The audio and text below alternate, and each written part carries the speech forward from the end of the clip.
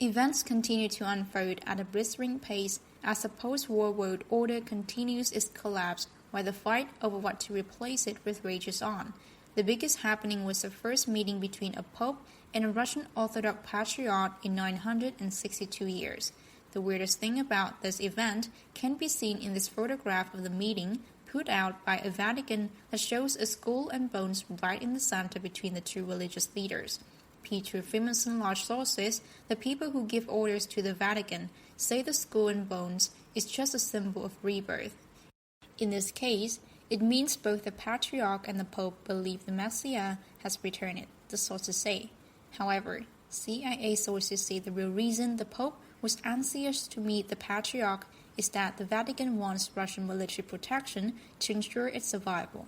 Russian sources, meanwhile, say the two men signed a secret international memorandum about the creation of a new planetary religion in the New World Order, and that this would come into force on May 1, 2016. The Vatican may be feeling a sense of urgency to announce something new because the debt-based financial system it has been the secret controller of is visibly collapsing. 3 separate U.S. sources, one from the Pentagon and 2 from the CIA, say U.S. corporate government spokesman Barack Obama, last week facing the collapse of the U.S. bankrupt system, met in California with the representative of the Rothschild family and with the Chinese elders to ask for permission to devaluate the U.S. dollar. He was told no, because most U.S. dollars are not owned by Americans, and the rest of the world does not want to see their hard-earned money lose its value. Obama was also denied access to any new funding for his corporate government. The refusal set of serious infighting inside the U.S. power structure between a faction that wants to restore the Republic of the United States of America and one that wants to preserve the status quo. As a part of the struggle, Supreme Court Justice Antonin Scalia was murdered by means of a heart attack-inducing dart, CIA sources say.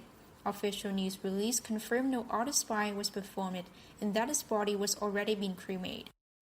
Pentagon sources say Scalia was killed because he was opposed to the Paris Agreement global warming cap on tax and because he supported a return to the Republic and loyalty to the U.S. Constitution.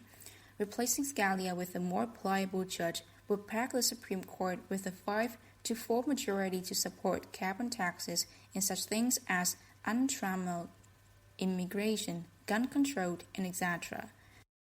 The Catholic ethnic Italian Scalia died in Texas, home turf of the Bush clan, just as Pope Francis was in Mexico trying to ensure a cut-off of drug money to the Bush Khazarian Nazi faction.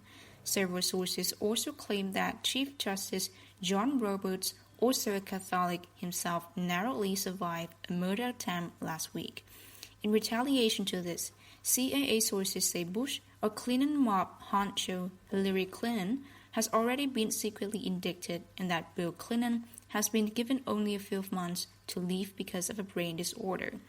There has also been an attack on the Khazarian Mafia-controlled Department of Homeland Security last week when private details of 10,000 of their employees were hacked and given to Pentagon and agency white hats.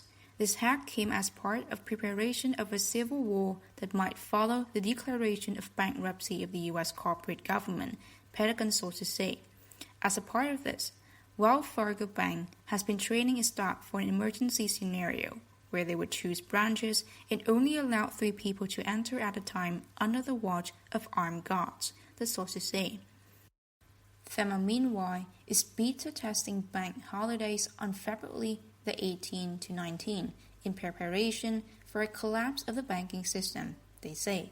The Khazarian Mafia has been putting out scare stories about empty supermarket shelves and food shortages in an attempt to blackmail the U.S. population into submissions. However, supporters of restoring the Republic have an alternative plan that involves canceling debt, returning stolen access to the people, and issuing a new U.S. currency to replace the Khazarian debt slavery instruments mislabeled as U.S. dollars.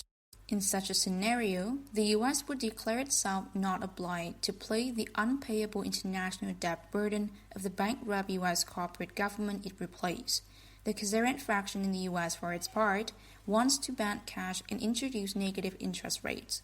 They believe negative interest rate would stimulate the real economy comes from the false assumption that paper and numbers in the computers called money are substitute for reality.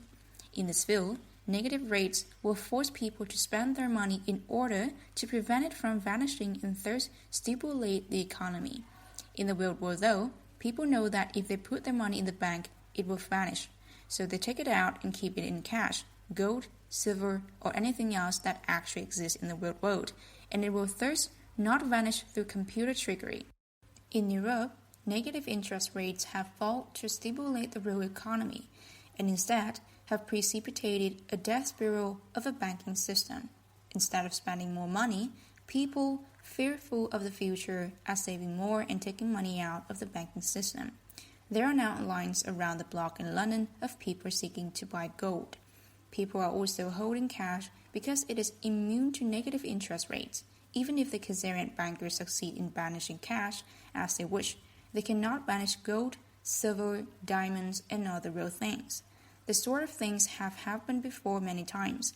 In the book-selling district in Kana, Tokyo, for example, you can buy Japanese World War II government bonds formerly considered rock-solid investments as curious. The same is true in any other antique book district in the world. Paper is just paper when the illusion of money vanishes.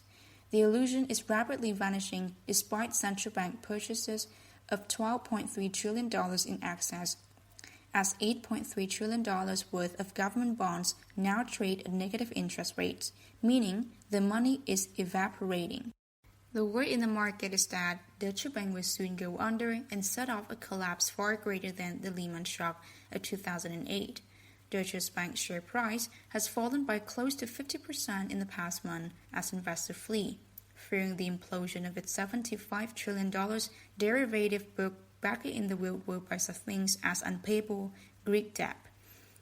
If Deutsche Bank goes, then it's just a matter of time before the euro becomes a decorative paper ornament.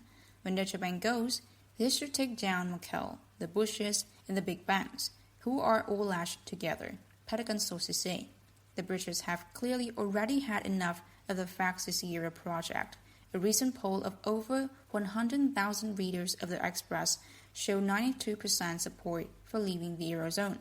Meanwhile, in the Middle East, events are coming to a climax. The pariah state of Israel has suffered from 65% drop in tourism, while its brainwashed, paranoid citizens hide at home from mostly imaginary terrorists. Turkey and Saudi Arabia, two other Khazarian mafia-controlled countries, meanwhile, bluffed to the world they were ready to send a nuclear-armed army of 350,000 to Syria. Instead, when Turkey started an artillery attack on Syria, Syria went to the United Nations. With no veto-wielding country willing to support Turkish aggression, the UN, backed by Russia, the United States, and China, could take moves to crush Turkey and Saudi Arabia. That is why Turkey quickly backed off. The Chinese and Russians, together with the Pentagon, understand that a long-term solution to problems in the Middle East will come from economic prosperity. They also know that a Sunni CS bid, which basically started as an inheritance dispute between cousins, needs to be ended. This will be accomplished through negotiations, not war. Meanwhile, in Asia, the Khazarian mob is taking major hits. Most notable, and something the Khazarian corporate media is desperately trying to sweep under the carpet, is the fact that the pilot from Malaysian Air Flight 370 that went missing 2 years ago showed up in Taiwan recently. Oops. In Japan, meanwhile, the Khazarian slave regime of Shinzo Abe is on its last legs. The move to negative interest rates order at Davos to Bank of Japan Governor Haruhiko Kuroda has turned into a disaster. Instead of weakening the yen and strengthening the stock market as intended, it did the exact opposite. Furthermore, just released GDP numbers for the October to December quarter showed the economy to be striking at an annualized rate of 1.4%. This means the fraud known as Abenomics has been exposed. U.S. military base in Japan, as well as Japanese military intelligence, contacted a White Dragon Society representative last week to ask for details on how to carry out a jubilee there. The governments of Indonesia, Malaysia, and Thailand have also all begun to cooperate with the White Dragon Society, several sources say. The Thais are also now working with the Russians to combat drugs and terrorism. China, meanwhile, is on a global buying spree. Chinese enterprises have increased their overseas M&A volumes almost tenfold since the beginning of this year compared to the same time period last year. Finally, Noxic Illuminati representatives in both Japan and Eastern Europe have renewed contact with the White Dragon Society recently.